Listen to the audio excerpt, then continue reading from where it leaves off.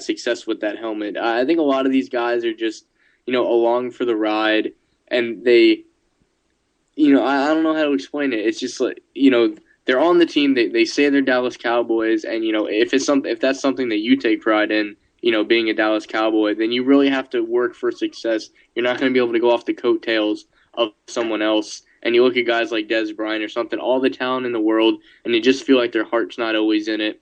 So you look at this team, and there's just, I'd say, 45% of the guys are actually playing hard out there. And the difference between, now, Phil, you mentioned at the top of the show, the difference between the Atlanta Falcons, they're 6-0 this year, playing tremendous ball, they're set for the playoffs. Them and the Dallas Cowboys is seemingly one thing. Now, there's a majority of differences, including, the fact that the Matt Ryan-led Falcons, they have a quarterback situation put to rest, and Tony Romo seemingly has rallied the troops, but not enough. And he doesn't have a go-to guy like Matt Ryan does. But the difference between the Falcons and the Cowboys this year, time management. The Cowboys have failed in three different occurrences, including yesterday against the Ravens. And the Atlanta Falcons, for the third straight week, have rallied the troops and have gotten a late drive and have won the game on either a field goal or a late touchdown. The difference between the Falcons and the Cowboys, and it can be placed on more than just time management, but certainly the difference is this coaching staff cannot rally the troops in under 2 minutes, and the Atlanta Falcons can. Yeah, I think it's one of the many things that separates, an undefeated team to a team like the Cowboys. This is a team, they go into every game. They're not necessarily blowing out a lot of these teams. Most people thought that they should have taken care of the Raiders a lot more handily than they did. And you can even make that argument for the Panthers. But this is a team, they're just going in every week, focusing on that one team and doing whatever it takes to win. You look at these guys, and they've bought in on the Falcons. They are, whatever it is that they're selling over there, those players are buying. They're all in on this season. They're not thinking about contracts. When's the last time in Atlanta you had someone hold out for a contract? You had someone say something bad in the media? You really don't have those kind of guys on that team. I can't think of a single player on the Atlanta Falcons that has had, an off-the-field issue recently or anything of that sort. These guys are in and they're playing football, and it shows. And those are the kind of teams that you like to see have success, because that's more or less what the NFL should be about.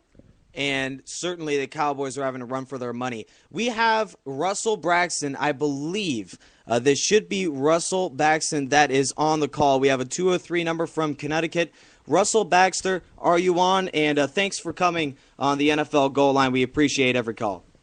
No problem. Thanks, Russell. And this guy, BreacherReport.com, and writer for the Athlon Sports, along with a lot of other credentials. Russell, very glad to have you on this show. We're talking everything NFL, and obviously nothing bigger than over at the big state of Dallas, and certainly the Cowboys, for the third time, their time management fails under pressure, and the Cowboys lose yet again on what seemingly was a debacle. With under 20 seconds to go, you get a big play to Jason Witten to get into a makeable field goal range, but just it took 15 seconds to even call a timeout. This has been an issue for Dallas for years on end, and with Jason Garrett, he might be on the hot seat. Jerry Jones has a little protective blanket over him, but Russell, I mean, right now for the Cowboys at 2-3, what to make of this squad? And is this coaching staff and, in a way, their lack of time management the Achilles heel for the Cowboys, and what might hinder them from making the postseason? Well, I can't tell if you actually asked me a question or just did an editorial. Well, we're looking for, certainly, are the Cowboys set for the playoffs, or will this be the Achilles heel of them not making their way into the postseason? Well, let's not forget about this game. They somehow managed to give up 31 points as well. So, I mean, that's not all clock management. I mean, they had a chance to win the game, but they also been nice if they had not allowed the longest kickoff return in NFL history, at least tied for it, 108 yards. So there's a lot of issues with the Cowboys. But there's also a lot of issues with this entire league right now. I mean, I don't know if you're watching, okay? Do you see that the AFC East is all 3-3? Yeah. I mean, the AFC East, certainly the New England Patriots are the class of that division, and They they're are? well, their 3 points have gone, or their three losses have gone by 4 points, and to elite Okay, teams in their I'm house. sorry. But wait a minute. This is not college football. This is not the BCS. Okay? Yeah. That's not how you rank teams. Okay? I mean, I know they've lost 3 games by 4 points, but they've still lost 3 games. Now, they only lost 3 games last year. They only lost 2 games the year before. I mean, I see their defense and their offensive line, and I don't know if they're the class of that division. If the Jets beat them this week, they're a 3-4 football team. Obviously, this might not be a situation where the New England Patriots will get the first seed this year, and the running game and defense is, in a way, better than last year. And as long as you have Brady and Belichick there, there's certainly a run for the playoffs. But the Patriots might win, in a way, by default, because both the New York Jets, Miami Dolphins, they're the 2 teams that are in the hunt for that AFC East. And in a way, by default, I say because 2 of those teams, they are just jokes in the AFC. They've rallied off. Of course, the Jets are, the most talented outside of the Patriots. But right now, the class, it's all about the quarterback. In a way, the defense wins games, but, the quarterback and the team, and certainly the offense, is the key to winning in the National Football League. And, Tom Brady is set over there in New England. And also the Patriots, not to mention, they played a tough couple of games, but they're on the comeback right now with a very easy schedule. Now, of course, you mentioned that they're 3-3, but their next few games, just reading off here, the New England Patriots, let's just read off the schedule real quick. Next week they take on the St. Louis Rams before their bye. That's an easy win against, a very inferior NFC team. Then, you take on the Jets. If they win that game, they're the class of the division. And then the Bills, the Colts, they're certainly less without Peyton Manning. Another trip to the Jets, the Dolphins, the Texans. This is a team that they might win by default, but they're the team that's going to win that AFC East. Russell, I hope you at least somewhat agree with that statement. Well, I don't know. I mean, last time I checked, the Rams were 3-3, and so were the Patriots. Yeah, I got to jump in here real quick. I think the biggest problem with the Patriots is they believe what you believe, Nick. They believe that they're the class of their division, and they really have no reason to feel that way. They have the exact same record as 2 other teams in that division, and as Mr. Baxter made a very good point, the Rams are 3-3, the Eagles are 3-3. They're a 500 football team, and unless they start playing better, they could very well end the year with 9 wins. I think their biggest thing is just their sense of accomplishment without accomplishing anything yet this year. Here's a team that has to make a lot of improvements, especially on the defense, if they want to get anywhere. And the other thing, or go ahead. My point is that, listen, I understand New England is very, very talented, okay? But when you continue to have the defensive issues that they have and the offensive line issues they have, I mean, how did they lose 3 games? Was that just luck or bad luck on their part? I mean, they let a rookie quarterback burn them deep, burn their rookie 50s deep yesterday, okay? I mean, when you were looking at the schedule at the beginning of the year, I have little doubt, just judging by what you're saying, that you had Arizona blowing out Arizona in week 2, didn't you? Absolutely. I think everybody did, yeah. Okay. Well, you see, you can't look at the. I'm not trying to be, disagreeable. The NFL does not work that way. Okay. Every year I hear about. All I heard this offseason was, look at the Patriots' easy schedule. They should go 16-0. I mean, that lasted 2 weeks. Yeah, that's okay? absolutely right. It does not work that way in the National Football League. Okay. And my original point with what you were asking me is, this is a bunched up league right now after 6 weeks. I mean, I can't remember it being this bunched up. Okay? Look at the NFC West, 3 4-2s and a 3-3. Look at the AFC East, 4 3-3s.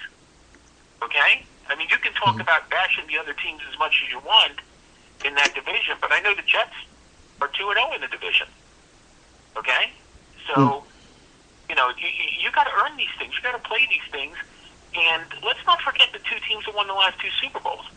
The Packers were sitting at 8-6, and I'm sure everybody had them winning the Super Bowl when they were 8-6 with 2 weeks to go. Just like everybody last year had the Giants at 7-7, off a second loss to the season to the Redskins. And I'm sure everybody figured they were going to be Super Bowl champions in 6 or 7 weeks.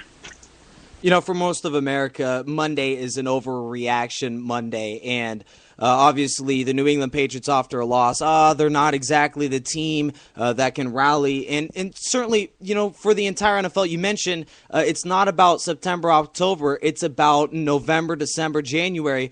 Don't you just believe that Bill Belichick knows what he's doing? We've doubted him for so many years. Isn't he just that coach that gets his team ready for, you know, the trip to the playoffs? And they're 3-3, but they're an improving 3-3. Now, I know that's hard-pressed after a loss, but Wes Welker is back on that squad. He's getting things going. He's having another run for another 100-catch year. You know, Brady is coming back, having a huge year. Now, the defense is still the Achilles heel for this team. I don't know how far they'll go, but they reached the Super Bowl last year. How bad could this team be, even though they're 3-3? For the New England Patriots, I still see them being even a second seed in the AFC. They're 3-3, but Bill Belichick, I would be hard-pressed if they do not make a run late in the year. They certainly have a very easy schedule. And Russell, I'm sorry, and certainly, you know, you have some very good points, and Phil also, not to mention, they've seemingly rested on last year's Super Bowl appearance. But for the New England Patriots, I see them as being a 11 or 12 win team, even though they're 3-3 right now.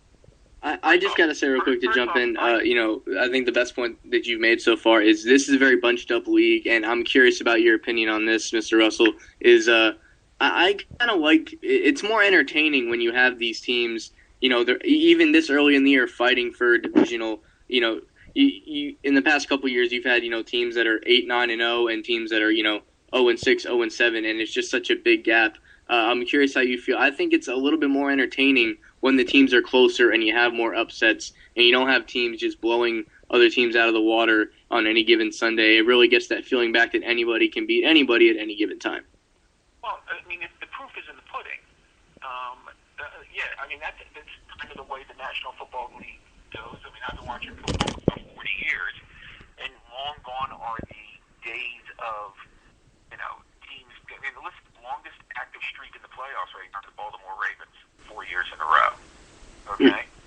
And it's funny because a lot of people, you know, don't like to credit the New England Patriots as a dynasty still. I still consider them in the middle of their dynasty, even though they have not won the Super Bowls in a while. Okay? A dynasty is sustained excellence over a long period of time. It's not winning 3 Super Bowls in 4 years, but missing the playoffs in 2002. That's not a dynasty.